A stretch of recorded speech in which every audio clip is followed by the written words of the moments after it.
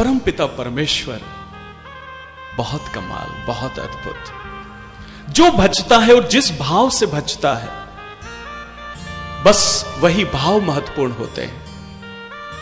क्या शब्द है, क्या गा पा रहे हो, नहीं गा पा रहे हो, बिल्कुल इसका जीवन में कभी मलाल न करें।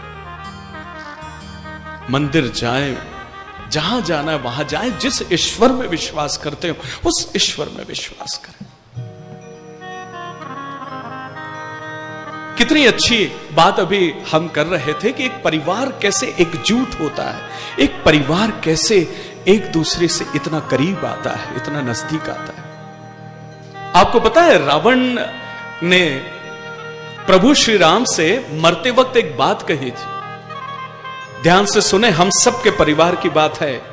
अगर जीवन में पूरे परिवार के साथ कुछ अच्छा करना चाहते हो तो आज मैं प्रयास कर रहा हूं कि रामचरितमानस के माध्यम से परिवार क्या क्या सीखता है और एक परिवार में वो धर्म कैसे निभता है। सालों से कथाएं सुनते आ रहे हो, सुनते हो, घर चले जाते हो, लेकिन उसे आत्मसात नहीं कर पाते। मैं जहां जहां भी कथा में जाता हूं या कथा में बात करता हूं तो मेरा पूरा प्रयास समाज के लिए सिर्फ इतना है कि इन शास्त्रों के माध्यम से हम जीवन में स्वर्ग का निर्माण कैसे करें, वो महत्वपूर्ण है। गाना बजाना, कथा सुनना, प्रसंगों का सुनना तो एक अच्छी बात है ही, लेकिन उन प्रसंगों के माध्यम से अगर जीवन में परिवर्तन आ जाए, जीवन में स्वर्ग हो जाए, परिवार में एक स्वर्ग का निर्माण हो जाए, परिवार उन्नतिशील हो जाए, परिवार की कुसंगतियां मिटे, उसमें अच्छी बातों का प्रादुर्भाव हो जाए, निर्माण हो जाए, इससे अच्छी बात और क्या हो सकती। यही सत्संग का प्रभाव, यही सत्संग का प्रताप है। तो रावण कहते हैं,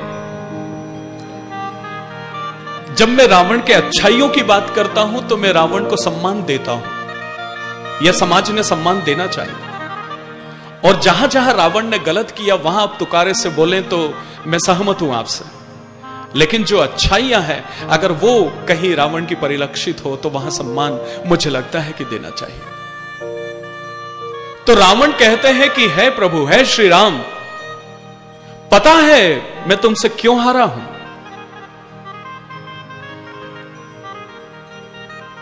प्रभु श्री राम भी आश्चर्य में कि जानता हूं रावण से, आखिर रावण क्या सोचते हैं कि ये क्यों मुझसे हारे। अच्छाई बुराई की बात तो पूरी दुनिया जानती है कि ठीक है साहब, कोई इंसान बुराई के साथ था तो उसका जीवन में हारना तय है, ये समाज और शास्त्रों का निर्धारण है। तो रावण कहते हैं कि जाति में मैं ब्राह्मण, मैं तुमसे श्रेष्ठ हूं। तुम्हारे राज्य में मंदिर सोने का होगा, मेरा पूरा राज्य सोने का है, सोने की लंका है, वहां भी मैं तुमसे आगे हूं। मेरा कुटुंब, मेरा परिवार, मेरा खानदान वो भी तुमसे बड़ा है। मेरा सामर्थ्य, मेरी भक्ति, मेरा जोश वो भी तुमसे बड़ा है। और भी ऐसी कई बातें रावण ने कही थी जिसमें यह बात सिद्ध हो रही थी कि वो हर जगह प्रभु श्री राम से अपने आप को बड़ा आकलन कर रहा था, और वो था भी सही। लेकिन आखिरी में एक सेंटेंस, एक शब्द उसके बाद वो उपयोग करते हैं कि इतना सब कुछ मेरे पास आपसे ज्यादा, आपसे श्रेष्ठ और आपसे अच्छा था, बावजूद उसके है श्री राम मैं आपसे क्यों हारा हूं, सिर्फ इसलिए कि मेरा भाई मेरे साथ नहीं था।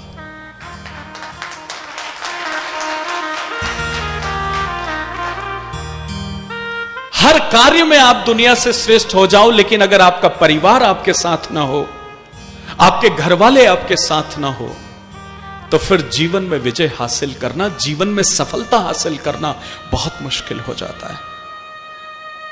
मैंने कई बार देखा सम्मानी पति पत्नी के आपस में नहीं बनती, इस वजह से वो परिवार उन्नति नहीं कर पाता है।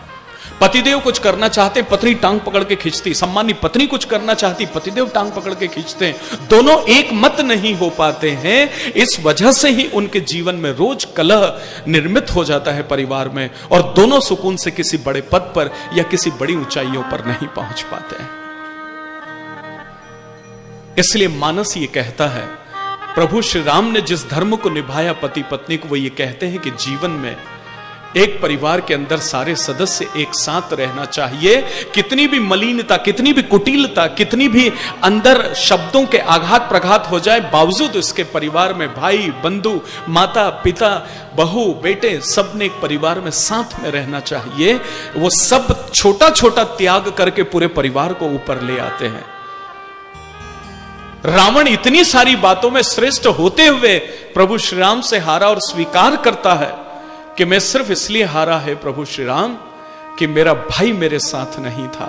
और इसीलिए जब रावण शिक्षा देते हैं तो उसमें, जब लक्ष्मण जी को शिक्षा देते हैं तो उसमें एक बात ये कहते हैं कि सब कुछ करना लेकिन अपने भाई बंधुओं से कभी झगड़ा मत करना। और हम हैं कि बड़े भाई और छोटे भाई इतनी जल्दी एक दूसरे से अलग हो जाते हैं।